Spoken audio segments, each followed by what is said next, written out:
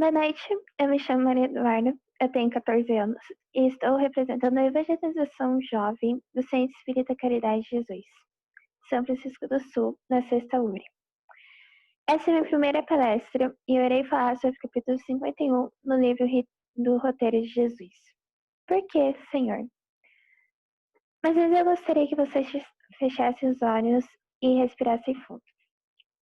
Deus, por favor, faça com que todos que estejam assistindo se sintam abraçados e levem algum aprendizado para a vida. Eu agradeço a oportunidade de estar aqui e aprendendo a cada vez mais. E assim seja. O capítulo se passa após Jesus ser crucificado. Se trata de um diálogo entre Jesus e Nicodemos. Afinal, quem é Nicodemos? De acordo com o roteiro 4 da Federação Espírita Brasileira, a FEB, Nicodemos pertencia à casta dos fariseus, uma ordem religiosa e política caracterizada pela intolerância. Apesar de ser chamado como príncipe dos judeus, por ser alguém bem presente no campo social, politicamente influente e membro do Sinédrio, Nicodemos percebia que algo profundo e verdadeiro lhe faltava. Vemos nesse personagem do evangelho uma pessoa que, por contingências reencarnatórias, estava presa às tradições religiosas da época, mas que procura superar as barreiras das convenções e procurar o mestre, mesmo tarde da noite. Nicodemos era um bom homem e, por esse motivo, desejava imensamente encontrar-se com Jesus, para conversar com o mestre sobre assuntos religiosos, porque tivera notícias de suas pregações, do Nazareno e das curas que ele fazia. Procurar Jesus foi um ato de sabedoria, reconhecendo o Senhor como um mestre capaz de conceder-lhe as orientações seguras que tanto necessitava. O famoso diálogo entre Jesus e Nicodemos é aquele que Nicodemos pergunta: como se entra no céu? E Jesus responde que precisa nascer de novo. Agora podemos começar. Eu gostaria que voltasse um pouco no tempo, lá nos 500 de Galileia, após Jesus ressuscitar. Imagine um pôr do sol em um belíssimo rio, florescendo 2 homens na beirinha. Nicodemos, um homem cheio de dúvidas, e Jesus, pronto para responder cada um, sem muita pressa. O príncipe dos judeus já começou a perguntar: por que te banqueteaste com pecadores e tanta vez te referiste, quase rudemente, aos fariseus, leais seguidores de Moisés? Acaso estão certas pessoas de vida impura e errando aquelas outras que se mostram fiéis à lei? Eu acho que todo mundo já viu a pintura A Última Ceia, do Leonardo da Vinci, em algum lugar. Ela retrata a última ceia de Jesus com os apóstolos antes de ser preso e crucificado. Eu encontrei uma historinha no site da FEB sobre o quadro e eu achei interessante parar um pouco de falar sobre o capítulo e contar-vos a história. Ao conceber esse quadro, Leonardo da Vinci deparou-se com uma grande dificuldade. Precisava pintar o bem, na imagem de Jesus, e o mal, na figura de Judas, um amigo que resolvera traí-lo durante o jantar. Interrompeu o trabalho no meio até que conseguisse encontrar os modelos ideais. Certo dia, enquanto assistia a um coral, viu em um dos rapazes a imagem perfeita de Cristo. Convidou-o para seu ateliê e reproduziu seus traços em estudos e esboços. Passaram-se 3 anos. A última ceia estava quase pronta, mas Da Vinci ainda não havia encontrado o modelo ideal de Judas. O cardeal, responsável pela igreja, começou a pressioná-lo, exigindo que terminasse logo o mural. Depois de muitos dias procurando, o pintor finalmente encontrou um jovem prematuramente envelhecido, bêbado, sarrapado, atirado na sarjeta. Imediatamente pediu aos seus assistentes que levassem até a igreja. Da Vinci copiava as linhas da impiedade, do pecado, do egoísmo, tão bem delineadas na face do mendigo que mal conseguia parar em pé. Quando terminou, o jovem, já um pouco refeito da bebedeira, abriu os olhos e notou a pintura da sua frente. E disse, numa mistura de espanto e tristeza: Eu já vi esse quadro antes. Quando? Perguntou Davi surpreso. Há 3 anos, antes de eu perder tudo que eu tinha. Numa época em que eu cantava no coro. Tinha uma vida cheia de sonhos. E o artista me convidou para posar como modelo para a face de Jesus. O bem e o mal têm a mesma face. Tudo depende apenas da época em que cruzam o caminho de cada ser humano. Agora podemos voltar. Jesus respondeu a Nicodemos com inflexão de brandura inesquecível. Nunca disse que os pecadores estão no caminho justo, mas afirmei que não vim ao mundo socorrer os sãos, e sim os enfermos. Quanto aos princípios de santidade, que dizer dos bons que detestam os maus, dos felizes que desprezam os felizes? Todos somos filhos de Deus. De que jeito serve o tesouro enterrado ou o livro escondido no deserto? Nicodemos prosseguiu. Por que dispensaste tanta atenção a Zaqueu, o rico, a ponto de lhe compartilhares a mesa, sem visitar os mais pobres que lhe circundam a moradia? Zaqueu era um colhedor de impostos. Muitos viam como traidor por trabalhar para o Império Romano.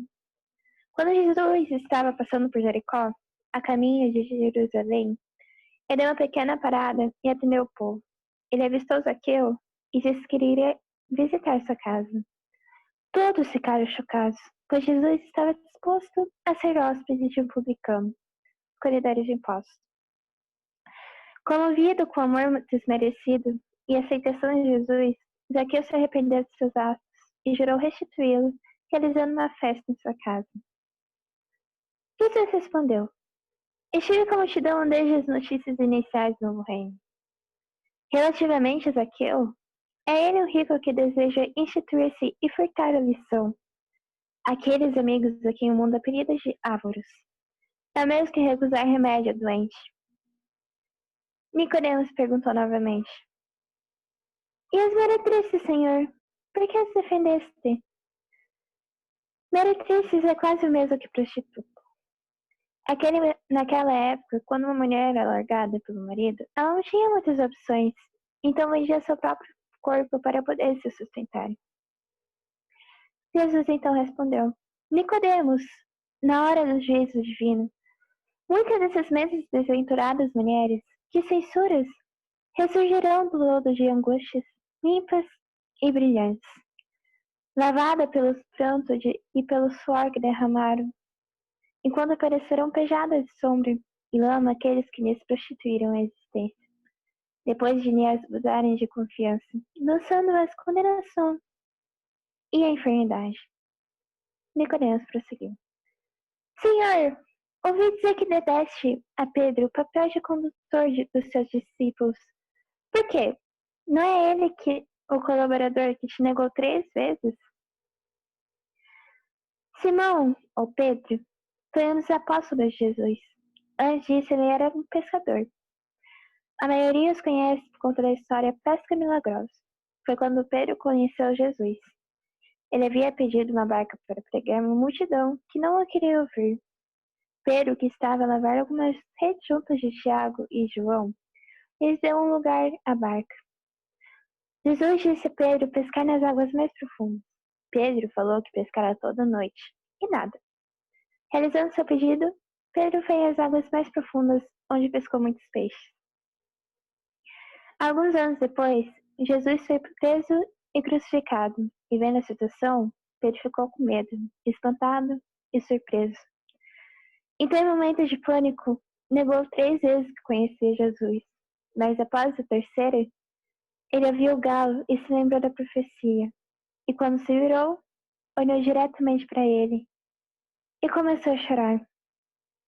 Jesus então respondeu: Exatamente por isso, na dor do remorso pelas próprias fraquezas, Simão ganhará mais força para ser fiel, mais que os outros companheiros.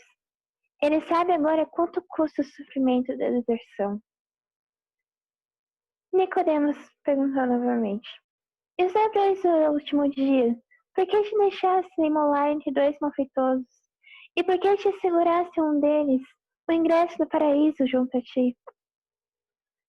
Como podem julgar apressadamente tragédias de criaturas cuja história não conhece desde o princípio? Não acobertos que praticam o mal.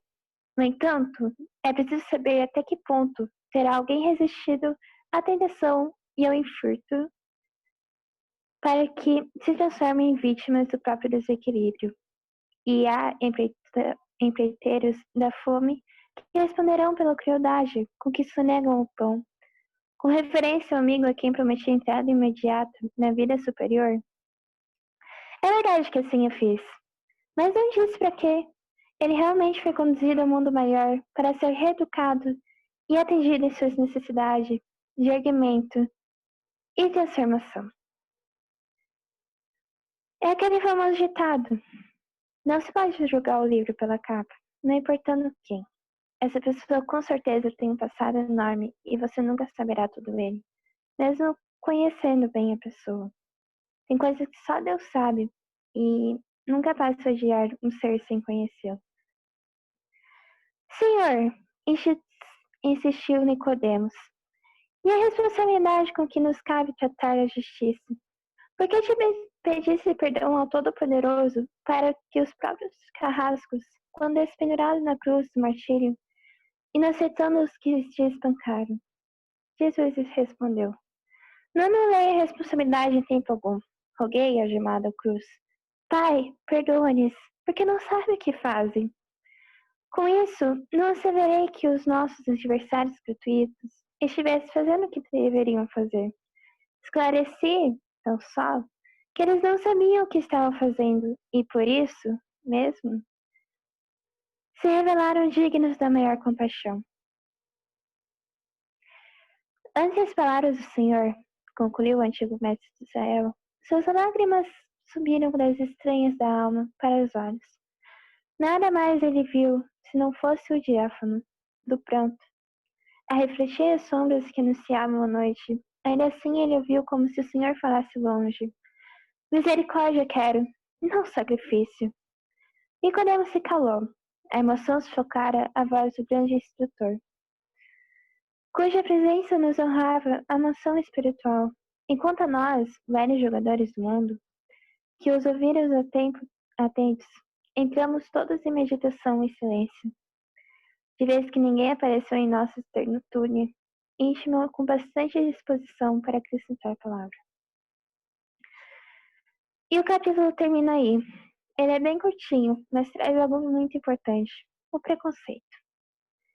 Eu gostaria de finalizar falando um pouco sobre isso. Se você perceber bem, Nicodemos estava sendo preconceituoso. Ele estava julgando todos da vida de Jesus, a maioria sendo baseada em boatos. E o mais triste é saber que todos somos Nicodemos. Em alguma parte da vida já fomos injustos ou preconceituosos, mas tivemos uma chance de reconhecer nossos erros e corrigi-los. Eu dei uma pequena pesquisada e o Espiritismo aniquila o preconceito.